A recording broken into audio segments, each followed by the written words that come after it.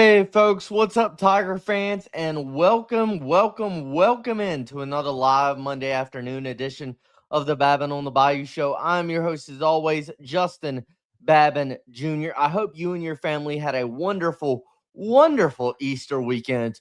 I certainly did yesterday, hanging out with the family, doing the annual traditional Babin family crawfish bowl. We do a crawfish bowl every Easter Sunday. It was so great to get to hang out with family.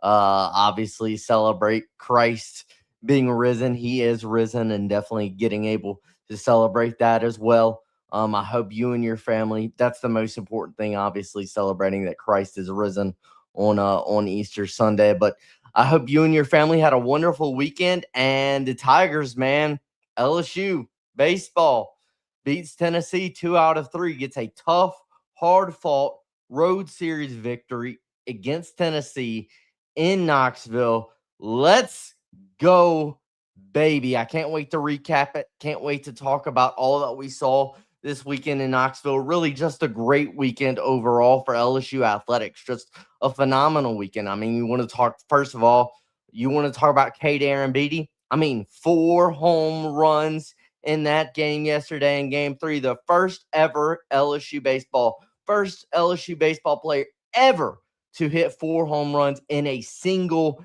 game. Never been done before, and in the historic history of LSU baseball, 8 national championships. You think about all the great players that have come through this program. To be the first in anything in LSU baseball is a huge, massive accomplishment. Darren Beatty. You want to talk about Kylie Edwards for LSU softball. Kylie Edwards becomes the first LSU softball player ever to hit for the cycle. You want to talk about Kalen Chio puts up 3 10s in a NCAA regional for LSU gymnastics. Just a phenomenal weekend for LSU athletics in general. We're definitely going to congrats to all those great performances and great individual performances. Great weekend for LSU athletics. We're going to spend our time today recapping everything that we saw from LSU's series win in Knoxville. Before we get to all of that, I want to remind you, of course, about our wonderful daily sponsors here at the Babin on the Bayou show, the team over at Shield Heating and Cooling, best AC company in the business today. Remember that number, 225-46-BAYOU, 225-46-BAYOU, BAYOU. Call the team over at Shield Heating and Cooling at that number today. Tell them you heard about them from the Babin on the Bayou show, and you'll be receiving free AC system cleaning checks for every AC system in your home, courtesy of our wonderful friends, the wonderful best AC team in the business over at Shield Heating and Cooling, who we love and greatly appreciate for being the daily title sponsors of the Babin on the Bayou show. Before we get into all of this, let's see Tiger Joker in the chat. Let's go, Joker. Austin in the chat. Thank you. Randy, what's up, Randy? What's up, my friend? Thank you for tuning in, my friend. That game yesterday was crazy, man. I mean, you want to talk about 2 Sunday games in a row. You look back to that Kentucky game, that Sunday game 3 Kentucky game, how crazy that was. LSU coming back from being down 7-0 early to win that game 17-10. And then you have a 12-inning classic yesterday in Knoxville on Easter Sunday. The Tigers, now it's 2 straight series wins. Home win over Kentucky, 2 out of 3, and then a hard-fought road series win against Tennessee in Knoxville. So, great weekend. Let's get into it. Let's get into what we saw, everything that we saw on the diamond for LSU baseball as the Tigers were in Knoxville this weekend. When we talk about the series and when we talk about this LSU baseball team, you saw incredible fight from this baseball team, and you've really seen that going back to the Kentucky series, going back to that game 3 being down 7-0 early after the top of the 3rd inning against Kentucky. You saw incredible fight to come back there, and then you did the same thing this weekend on the road in Knoxville being down 4-1 on Friday going into the 8th inning, being down 5-1 late into that game going into the 7th inning, I believe. And it's just the fight from this team. You could tell that they definitely want it, and they will scratch and claw, and they will not give up. This team does not give up. It's not a perfect team. They have a lot they need to work on, a lot of things that we will talk about during this recap. But of course, you got to turn to Cade Beatty, man. Just one of the greatest single game performances that we have ever seen in the history of LSU baseball on Easter Sunday yesterday. 4 home runs in a single game for Cade Beatty. What a phenomenal performance. One of the best we've ever seen in LSU baseball history. And you're talking about a guy who going into that game yesterday was only batting in the 230s in conference play so far. So it's not like Aaron Beatty was trending or hot going into that game. But it comes into that game, he's the DH. He's not, playing catcher or anything like that.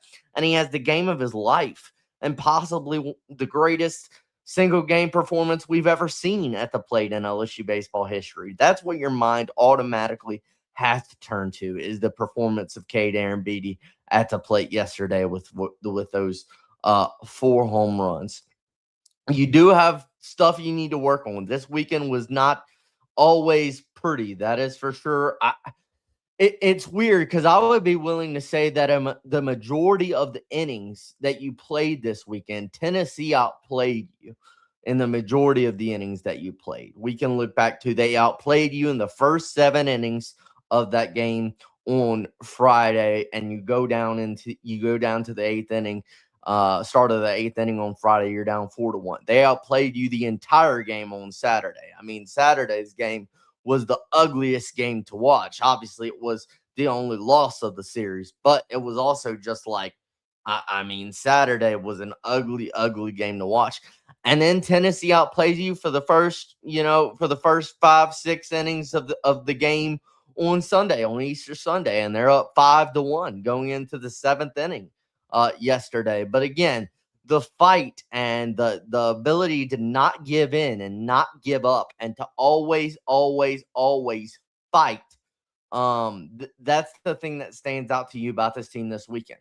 I do think the pitching staff did a really, really good job this weekend.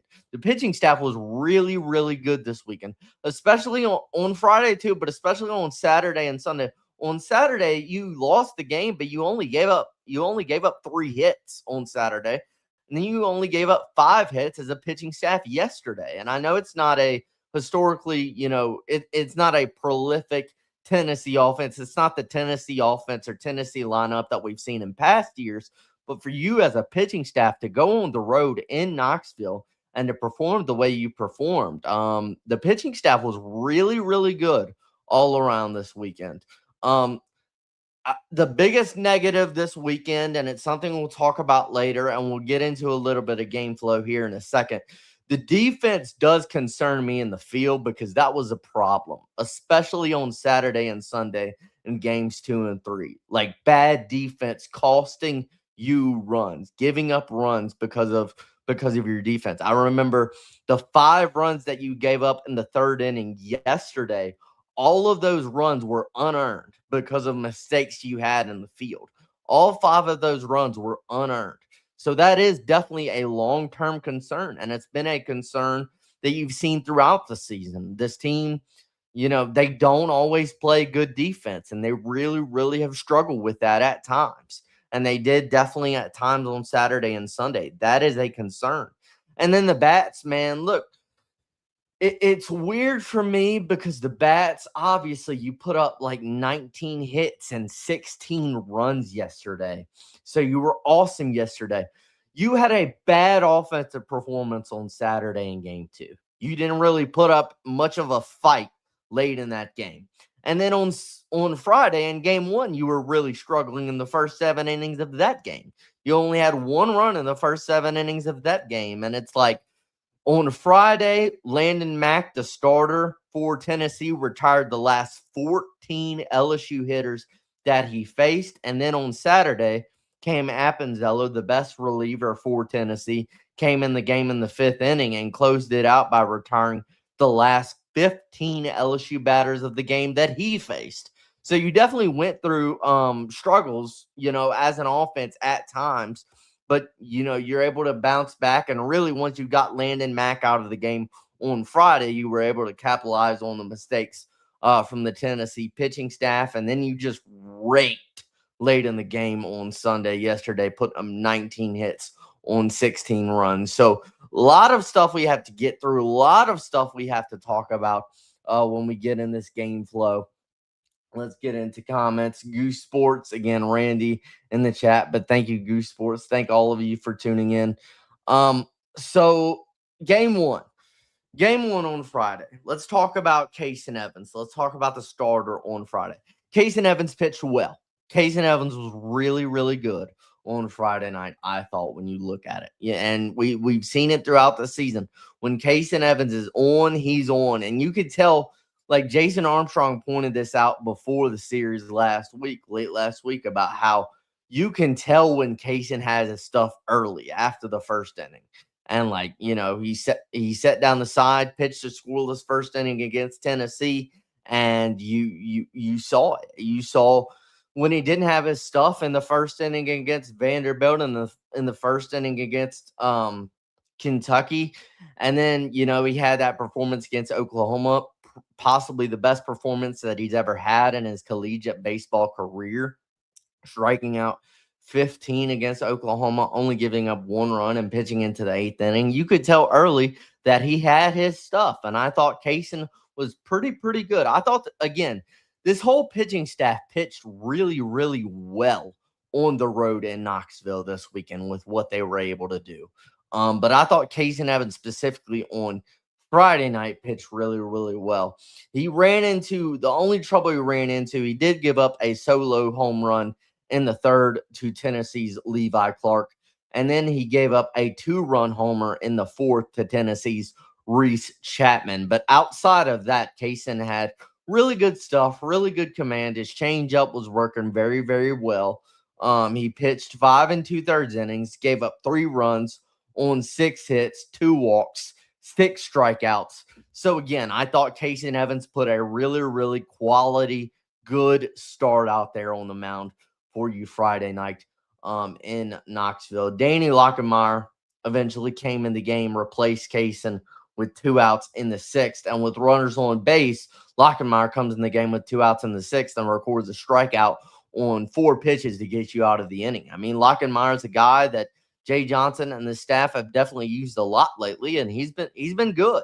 He's been good, and he's coming into that, you talk about that circle of trust. Who does Jay and this coaching staff trust? Well, Danny Lockenmeyer is one of those guys with what he's been able to do lately. I think Lockenmeyer coming in, he only faced 1 batter, but he came in with 2 outs in the 6th and recorded that big strikeout to get out of the inning, stranding runners on base. Let's see. Jake Brown hit a solo bomb in the 3rd. That was his 12th home run of the season, but that was really LSU's offense, really their only output. They were quiet, really, for the first 7 innings of this game offensively. Outside of that Jake Brown home run, only put up 1 run offensively in the first 7 innings of this game.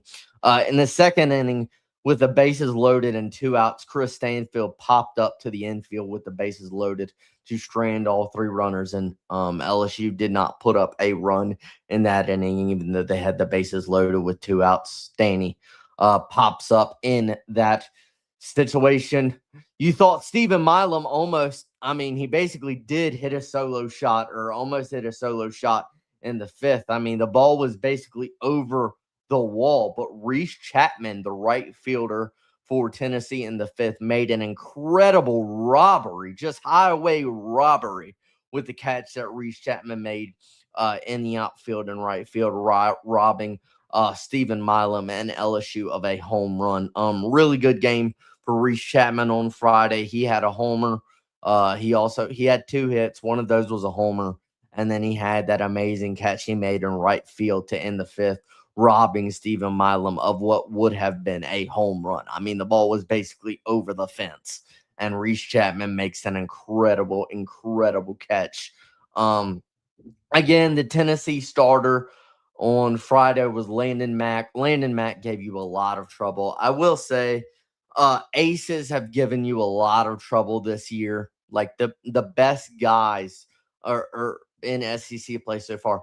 When we talked about some of the best guys, some of the Friday night guys that you faced, Landon Mack gave you a lot of trouble. Jackson Jelkin for Tennessee gave you a lot of trouble. LJ Mercurius for Oklahoma gave you a lot of trouble.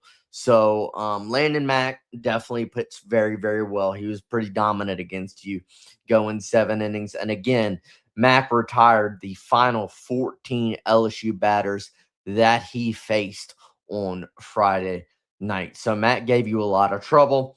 It was 3-1 going into the 7th. LSU gave up another run in the 7th.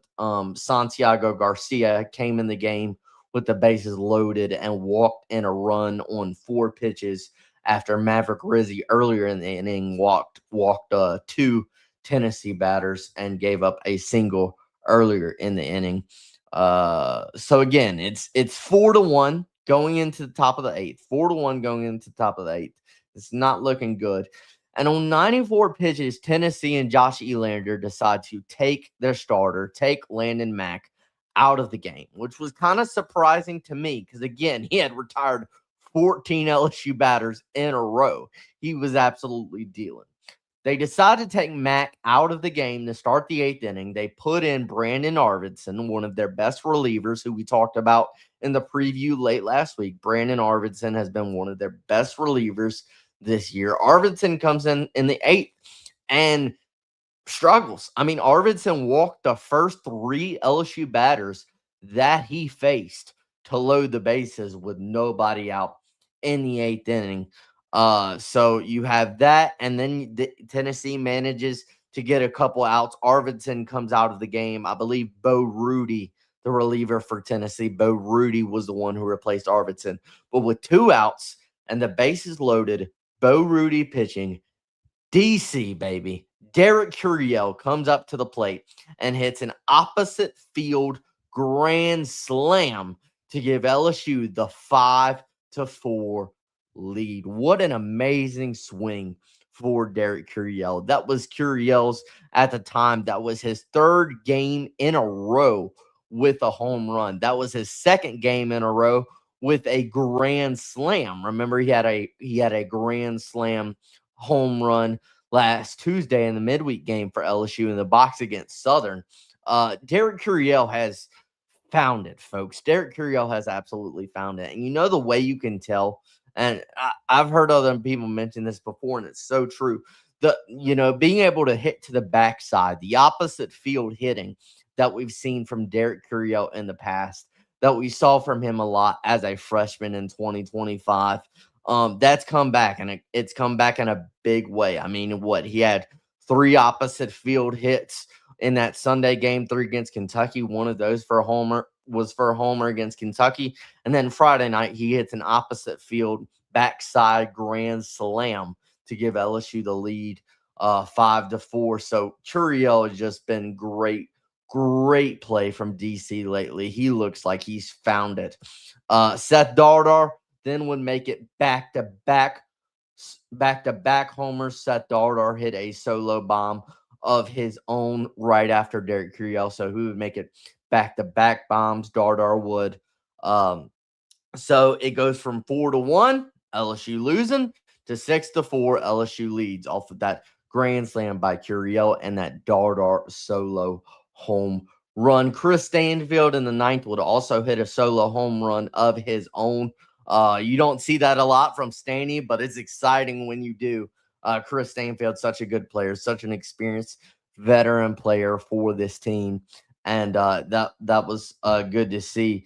Devin Sheeran came in and pitched the final 2 innings of the game on Friday. In the 8th, he worked his way around a single and a walk in the 8th, and he got a strikeout to end the inning, stranding runners on base. He did give up a 2-out solo bomb in the 9th inning to make it 7-5. But Devin Sheeran did a nice job closing the game out, pitching the final 2 innings for LSU. Been really impressed all season with what you've seen from Devin Sheeran. I just love, he is passionate, man. He's energetic. He is intense. He is fiery.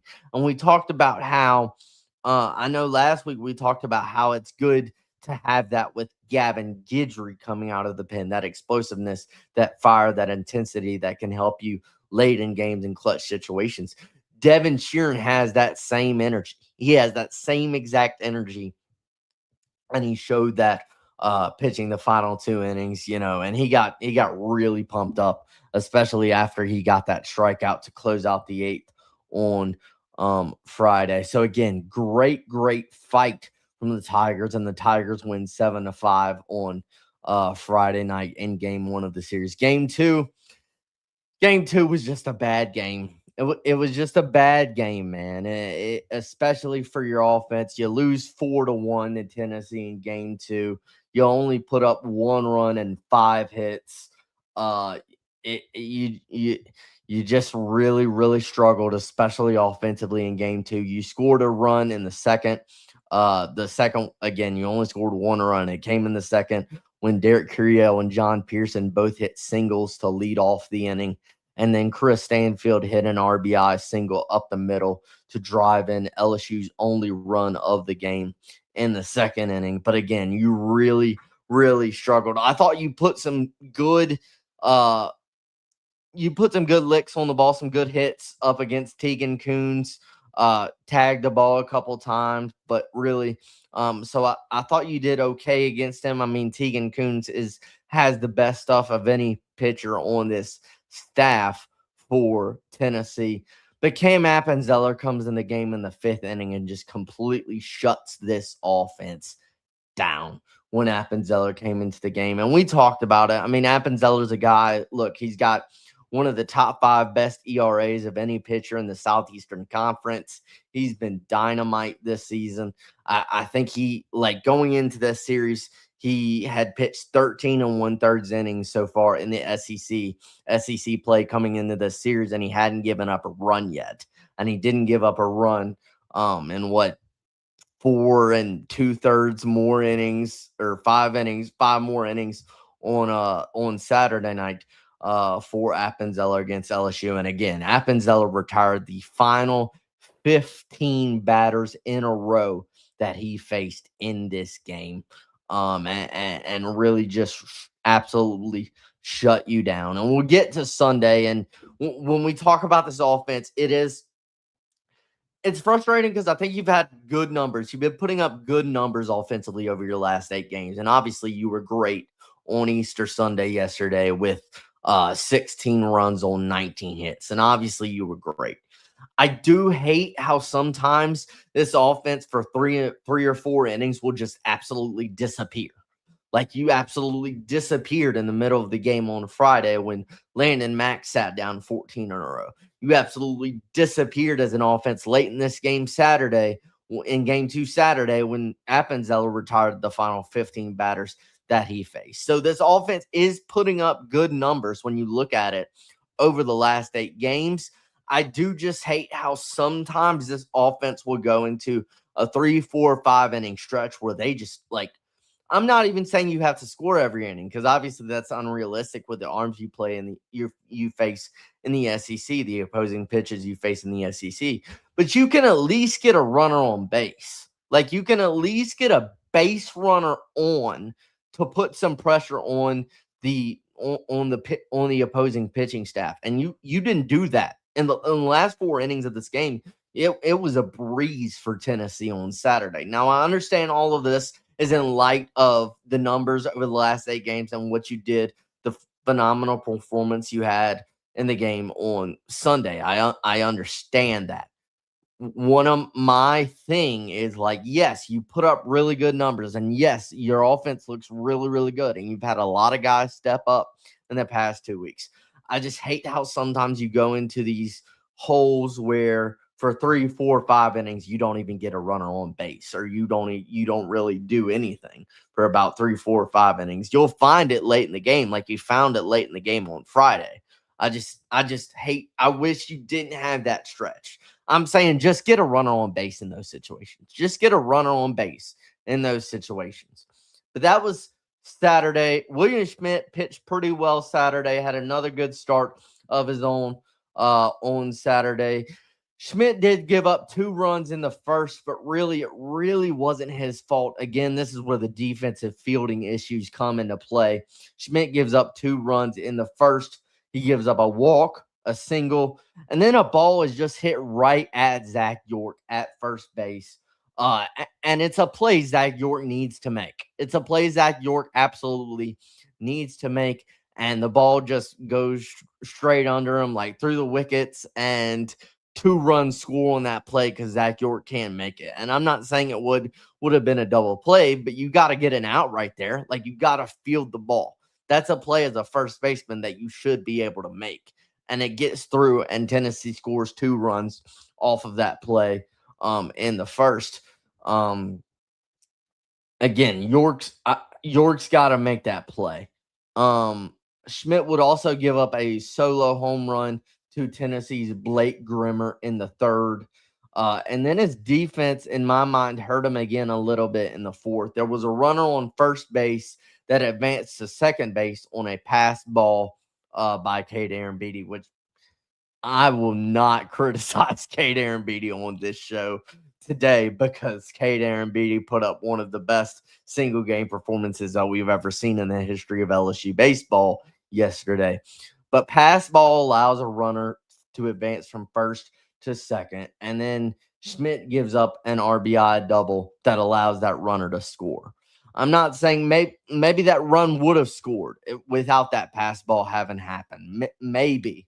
But I'm saying you move the runner up in the scoring position. That, again, like situations like that's you need to be better there defensively. And I think there were about 2 to 3 runs that William Schmidt gave up where really his defense didn't help him out at all. His defense really hurt him. And, Schmidt's stat line, it'll tell you he gave up 4 runs, but I think about 2 or 3 of those was because his defense didn't really help him that much. Schmidt would pitch 5 2/3 innings, gave up 4 runs. Only 2 of those were earned on 3 hits, 3 walks, 7 strikeouts. So again, I thought it was a good start overall for William Schmidt. I think his defense on some occasions didn't help him out a whole lot. Cooper Williams would pitch 1 1/3 scoreless innings, and then freshman Marcos Paz would pitch a clean 8th inning. But yeah, I mean, it's a game where you only give up 4 runs on 3 hits, but you still lose because your offense just got shut down by the opposing pitching staff. So again, even in the game you lost, you only give up 3 hits on Saturday in a loss, right? So again, I thought this pitching staff performed well throughout this weekend. Let's see. Let's get into some comments. I think LSU has thrown 20 wild pitches and 4 or 5 pass balls this season. Yeah, it's definitely been a problem at times. It's definitely been a problem at times. I want to see your reaction when Beatty hit his 4th yesterday. Randy said, "Can you check how many wild pitches and pass balls we are averaging a game?" I know it's gotta be. I don't know exactly what number it is, Randy, but it has been a problem. It has been a problem. And I'm not one who's gonna sit up here and criticize Cade Beatty today, because it's not like it's been at the catcher position throughout the season, the wild pitches and the pass balls. And again, my concern from this team, and it's a great series win. So when we talk about negatives, I'm just being honest. The defense, I'm worried it's going to cost you a game. I'm worried it's going to cost you games down the line. I really, with the way they play, the mistakes they make on the infield, it is a concern for me at times.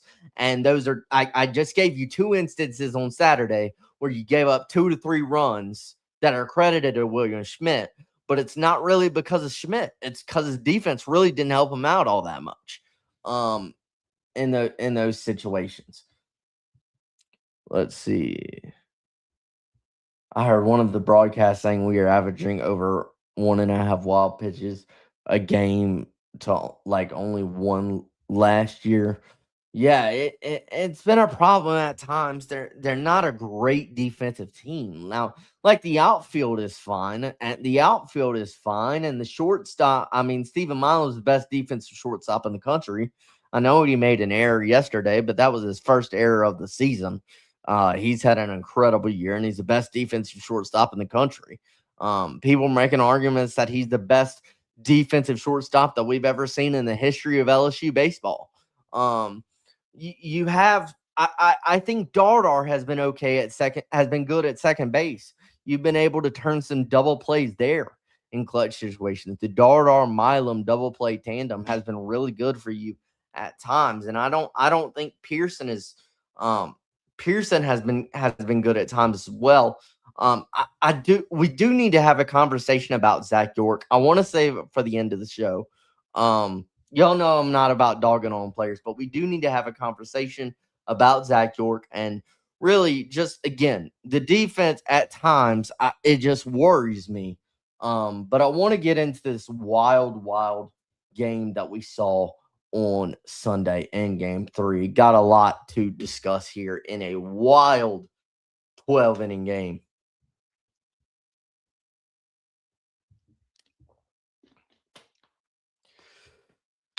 All right.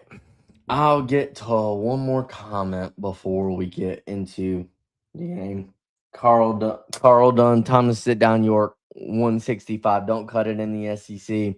We are going to talk about it, Carl. We are going to talk about it. And thank you so much, Carl the cat, for my buddy Carl Dunn for tuning into the show. I greatly appreciate it. Let me get into the game flow for this wild game from yesterday from Easter Sunday. Again, it's a wild game.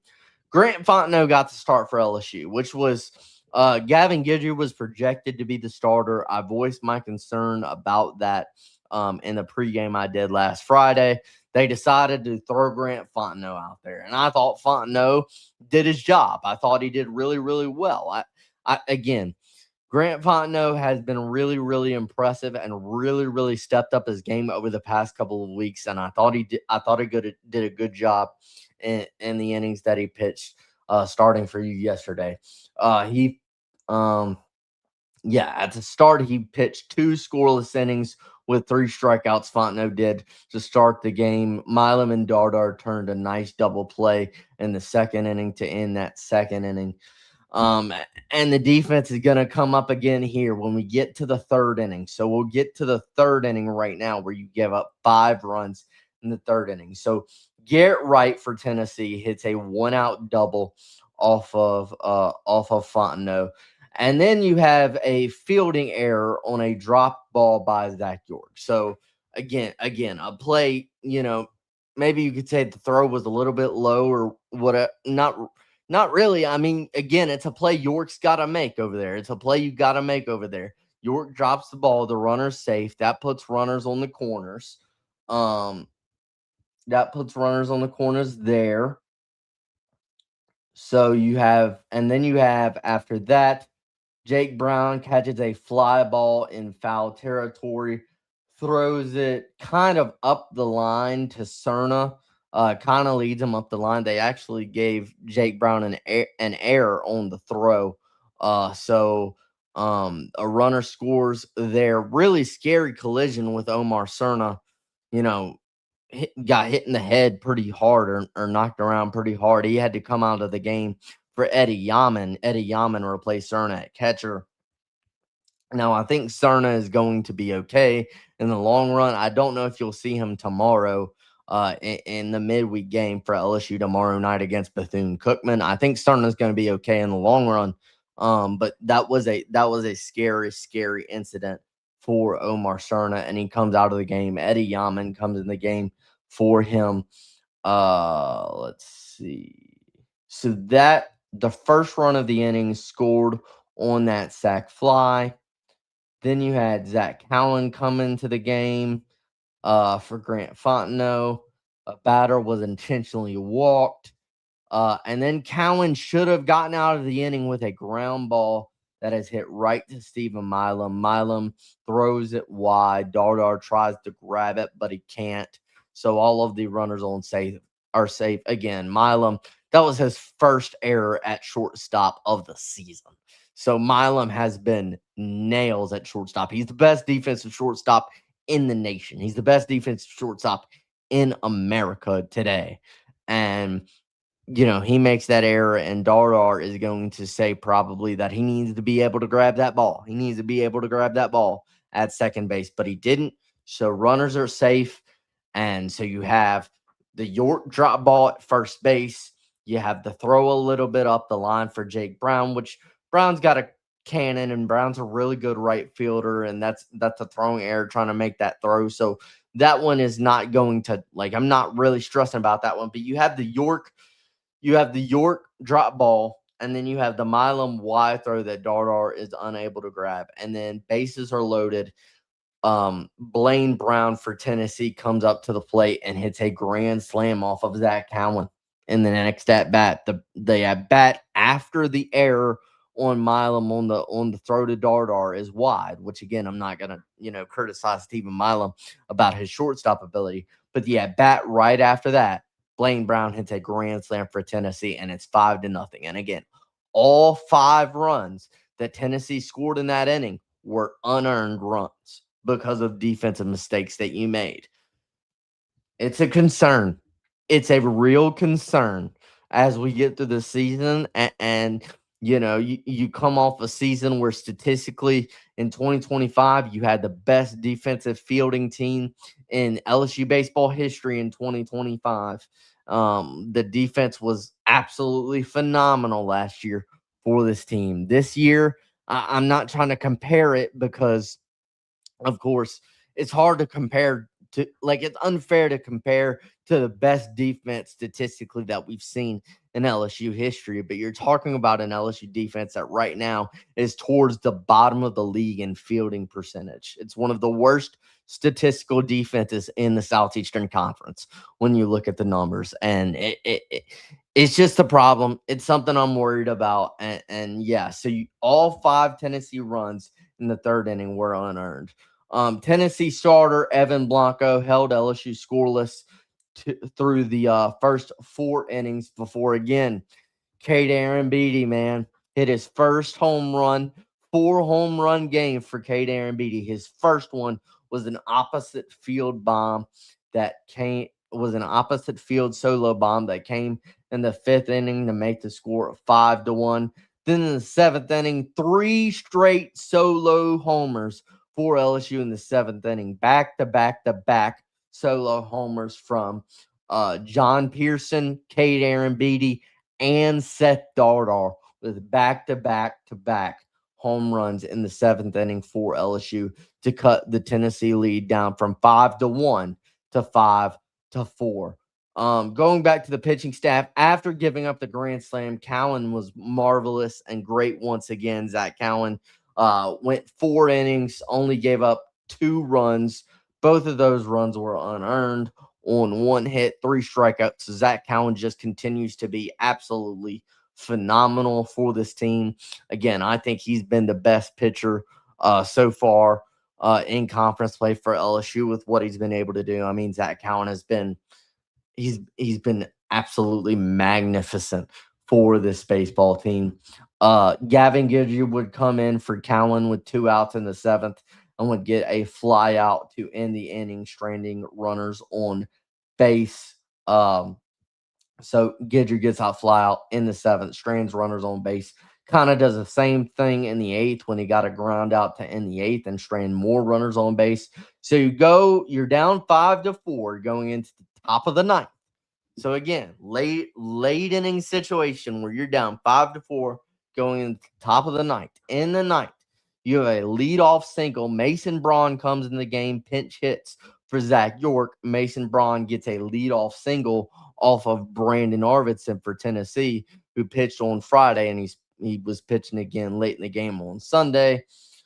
So Mason Braun gets a leadoff single. Then, man, what about this moment? Jay Johnson getting ejected, getting tossed for a strike three call. The only time Cade Arambidi got out in the entire game yesterday, the magnificent game that he had, was a strike three call on a ball that was almost in the dirt. And Jay Johnson was enraged coming out there and giving that umpire an earful, and he gets tossed. So Jay gets tossed, gets taken out of the game after that strike three call on Arambidi on a ball that was almost in the dirt. So that happens. Then you have a single by Seth Dardar that put runners on the corners. You have a let's see. You have that single by Dardar puts runners on the corners. Stanfield got hit by a pitch. So bases are loaded, 2 outs. Jake Brown comes up to the plate, hits a slow roller to second base. But again, with Jake Brown's speed and the speed of, you got to think Stanfield running a second as well from first. Slow roller hit to second base. The second baseman tries to flip it to the shortstop to end the game. But the couldn't grab it. Ball couldn't grab it. Shortstop couldn't grab it. It's a RBI infield single for Jake Brown on a slow roller, and we have a tie game. The game is tied at 5 for LSU and Tennessee on that slow roller that was hit by Jake Brown. Tying run scored. Again, just great fight from this team. In the 10th inning, Derek Curiel was thrown out trying to get to home, trying to score a run. He was thrown out at home.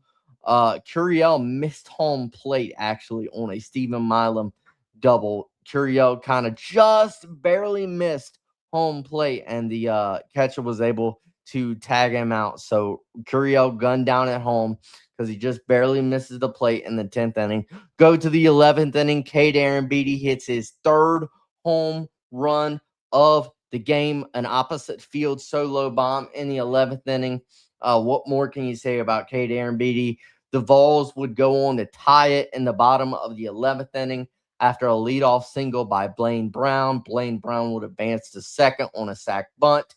He would advance to third on a wild pitch by Gavin Guidry. And then Brown would come home on a sac fly that was hit to Curiel in center field. And Curiel on this sac fly, it ties the game. But Curiel made a great catch at the wall in the outfield.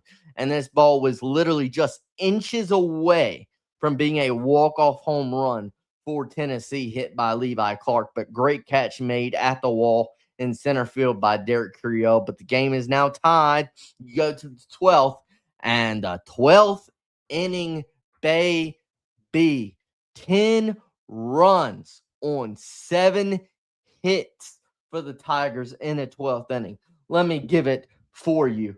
Let me look at it. So to lead off the inning, Eddie Yaman was hit by a pitch. Then Derek Curiel singled.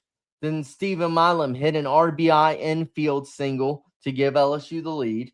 Trent Caraway was then hit by a pitch. And then, baby, 7-6, bases loaded. Cade Arambidi, opposite field grand slam, his 4th home run of the game. By the way, 3 of the 4 home runs that Cade Arambidi hit yesterday were to the opposite field.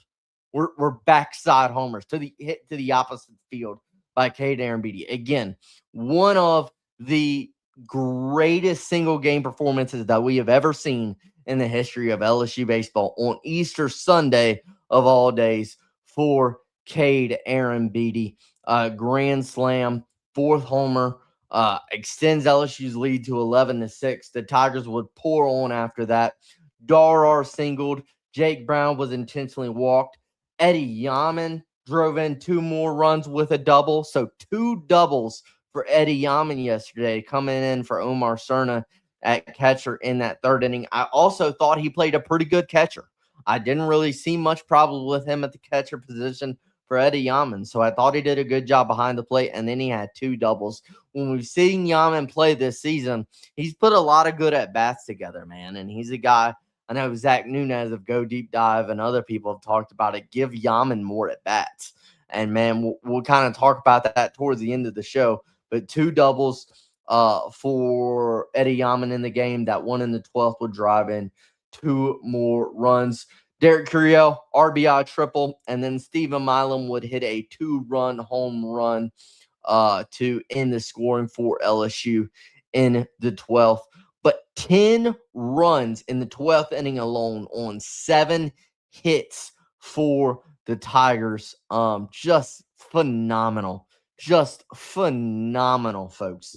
10 runs on 7 hits. What a 12th inning for the Tigers. I'll go back to Gavin Guidry. Gavin Guidry, again, he didn't get the start like was expected on Sunday, but he comes in the game with 2 outs in the 7th inning, and he is great once again out of the bullpen. Gavin Guidry is just a different beast out of the bullpen. He is a great, great closer for this team. He struggled in his start against Kentucky, giving up 6 earned runs in just 1 1/3 innings, but he comes in the 7th inning for LSU on Easter Sunday and pitches the final 5 1/3 innings of this game. He would give up 1 run on 2 hits, 1 walk, 1 wild pitch, 1 strikeout. So only 1 strikeout in 5 1/3 for Gavin Guidry is pretty surprising. He normally gets a lot of strikeouts in his relief appearances. Only 1 strikeout, but he got a lot of ground balls, a lot of, fly balls as well. He worked like it felt in the 9th and the 10th innings, especially in those back-to-back innings. It felt like Gavin Guidry threw 5 pitches each in those innings. I mean, he was just making quick work of the Tennessee lineup. Again, another great, great relief appearances for Gavin Guidry in a weekend where, again, your pitching staff as a whole was really, really good this weekend on the road in Knoxville to be able to do what they did, to only give up 3 hits in a game on Saturday, to only give up 5 hits in this game on Sunday. And again, just the Tigers, man, coming back. You come back from down 4-1 in the 8th, going into the 8th inning on Friday. And then on Sunday, you're down 5-1, going into the 7th. You claw back and tie it up in the 9th in your final bat. You literally had 1 out to deal with, 1 out to play with. Jake Brown gets that slow roller that ends up being an RBI infield single to tie it up. And then just an explosion offensively in this 12th inning. 10 runs, 7 hits. Tigers win 16-6, and they take a road series on the road in Knoxville. Just some more numbers we'll run through. Great weekend series for the Tigers. Again, it was not a perfect series at all. There were definitely times where Tennessee outplayed you, especially early in the game. I mean, they outplayed you in the first 7 innings of the game on Friday. They outplayed you in the first 6 innings of the game on Sunday, on Easter Sunday. But the fight, the grit, the determination, and not being willing to give up and take no for an answer. Just great fight from this team. LSU did capitalize on one of the smaller ballparks in the SEC. I joked and made a post and said that's what Tennessee gets for playing in a little league ballpark. But LSU hit 11 home runs this weekend in 3 games. I believe they didn't hit a homer on Saturday. So that was 11 home runs for LSU, I believe, in game 1 and game 3 alone for the Tigers. LSU, few numbers, also got these numbers earlier. Hunt Palmer did a good job giving some of these numbers. He hit LSU hit 378 with runners on base this weekend, 346 with runners in scoring position. So really good numbers, really good 2-out hitting for the Tigers as well. Being able to hit, I mean, we talked about issues this offense has had with runners on base and runners in scoring position. So 378 with runners on base, 346 with runners in scoring position. LSU in their last 8 games is batting 314 in their last 8 games. In the last 2 weeks, they're batting 314 in their last 8 games with 21 bombs and 13 doubles, averaging 10.4 runs per game over that last 8-game stretch. So again, the offense, there are times where I wouldn't like to go through situations where Tennessee retires 14 and 15 in a row on 14 in a row on Friday and 15 in a row on Saturday. But those numbers I just gave you over the last 8 games are really, really good numbers.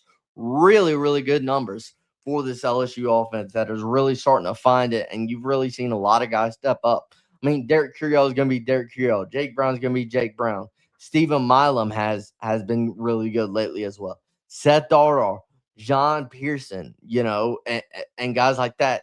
Stanley's going to be what Stanley's going to be, one of the most veteran guys on your team. And Cade freaking Aaron Beatty, baby, with 4 home runs in one game. I mean, just again, I can't talk about it enough, especially for a guy who was hitting 238 in conference play coming into that game to hit 4 home runs, to become the first LSU baseball player ever to hit 4 home runs in a single game for Cade Aaron Beatty.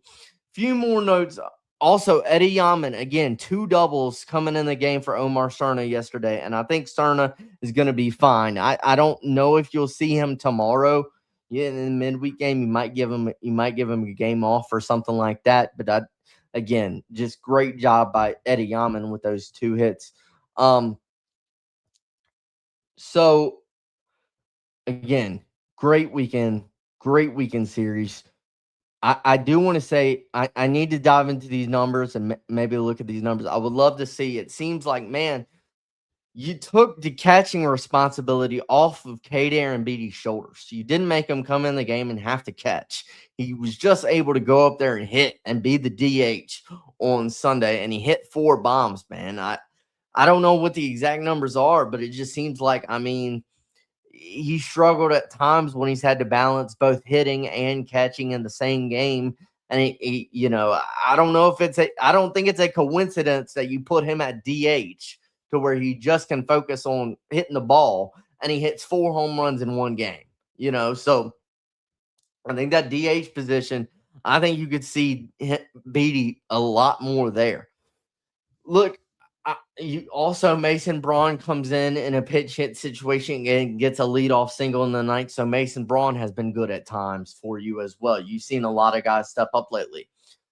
Look, the bad thing that we have to talk about, and I hate doing this because I'm not trying to dog on players. I'm not. The Zach York thing is an issue right now for me, guys, because it was rough this weekend, and it's been really rough lately. I think, again, he could benefit by having to sit for a couple games. I really do. And I again, this is not me dogging on Zach York or anything like that, but when you look at how he plays, and it was rough this weekend, man. And you're talking about a guy who is hitting, I mean, he's hitting below 150 in conference play so far. I think he's hitting 147 in conference play with 14 strikeouts. And he made a couple errors at first base this weekend on plays you got to be able to make as a first baseman in the SEC. I don't know if he's in his head. I don't know if it's mental. I don't know what it is.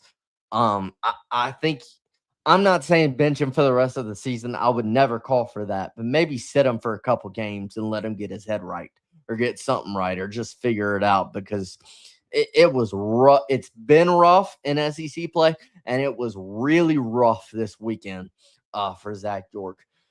Look, I wouldn't mind fielding wise. I didn't think Eddie Yaman was bad behind the plate. I didn't think he was bad behind the plate at catcher, and he's been able to put some good at bats together. And the times he's been able to hit, and the times Eddie Yaman's had opportunities, he's done a good job. And Eddie Yaman could play first base possibly. Omar Cerna, we've seen Cerna play first base possibly as well. So I wouldn't mind a situation where maybe you move Yaman catches a couple games and Cerna plays first base, or Yaman plays first base and maybe Cerna plays catcher or something like that. You have Beatty as the DH because you saw what he did as the DH yesterday, hitting 4 home runs in a game. And I'm not saying bench York for the rest of the season, but man, he's got to have a couple games where I think he needs to sit for a couple games, man. I think he needs to sit for a couple games because it has been really, really rough. I mean, the numbers don't lie, and it's just I hate it for him because I root for every single player that comes out there, and I really do hate it for him, and I hate saying this. I hate being this guy, but he's got to sit for a couple games at least. He's got to sit for a couple games. Um, that's just kind of my opinion on it. But again, just great offensive numbers over the last 8 games for this team, and you won back-to-back SEC series against Kentucky 2 out of 3 and against Tennessee 2 out of 3. And man, it's you still got a lot to work on. You still definitely got a lot to work on. It's still not perfect. Um, but you're 6-6 through SEC play through 12 games. I think you'll take that, especially after starting 2-4 after the first 6. So you win your last 2 series, and just again, really great fight, really great heart, really great grit and competitiveness from this Tiger team. Let's get to a few more comments. What is the status of Cerna? Can we trust Mason Braun at first? I love his approach at the plate. Yeah, so with Mason Braun at first, that's not something I would be against because it's weird. Mason Braun, he came out of high school as the number 1 first baseman in the country, but he didn't play a lot of first base actually in high school. That's kind of just what he was listed at. He played outfield in high school mostly, Randy. So, but I'm not against trying him at first base. Like, I'm not against it. I'm not against, what I said with Yaman and Cerna between first and catcher. I think Aaron Beatty at DH is the way to go. I really do. I'm not saying he won't catch another game this season, but I think overall, Beatty at DH, again, taking that responsibility off his shoulders and just seeing what he was able to do yesterday in the DH role. But again, this is not me hating on Zach York in any way. I'm not trying to do that. I'm just saying when you look at the numbers, I just think you got to start talking about what do you want to see. I wouldn't be against Yaman at first and Cerna at catcher, or Cerna at first and Yaman at catcher. I wouldn't be against throwing Mason Braun out there maybe in a midweek game at first base, seeing how he performs. But yeah, man, just great fight from the Tigers. Great fight and grit, and just being able to do what they were able to do. Again, winning on the road in the SEC is hard to do, and especially in Knoxville. So great weekend. I hope you and your family had a wonderful Easter weekend, folks. I really do. Thank you so much for tuning into the show. Go Tigers. Good weekend, great weekend. You're 6-6 now in conference play. You still have stuff to work on, like we talked about defensively and stuff like that. But when you win on the road in the SEC, baby, when you win on the road in the SEC, it's always awesome. Do me a favor, folks. I haven't done this. Do me a favor if you can. Press the like button. Press the like button. Like the video. Maybe like the video. Subscribe to the YouTube channel if you're not already subscribed. We got a couple people in here. If you've enjoyed the show, give it a like. Give it a like. And I'd appreciate it. I thank you so much, though, folks, for tuning in to the show. Remember, as always, God bless. Go Tigers. Have a great evening. I should be back tomorrow. See you tomorrow. And yeah, just folks, thank you for tuning in. I greatly appreciate it. Babin on the Bayou, out.